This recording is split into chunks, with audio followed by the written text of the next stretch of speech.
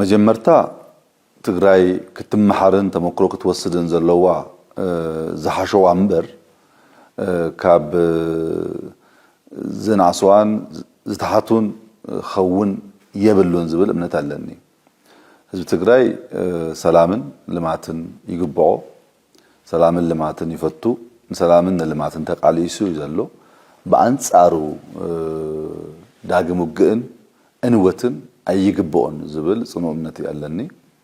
እዚ ድማ በብሉያ ተሐሳሰባ ከረጋገጽ አይከልን ስለዚህ ስልጣን ናይ ህዝብ እዩ ስልጣን አብኤድ ዝተማሃሩ መናዓሰይ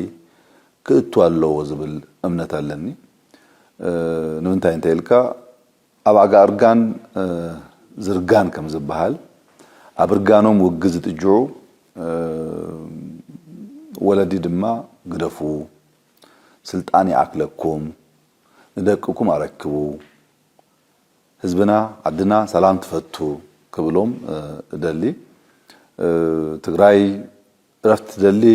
ሰላም ተደሊ ልማት ተደሊ ቦገና ድሌት ህዝብና ንምድጋፍ ድልዋቲና ኣብ ዝኮነ ክልላት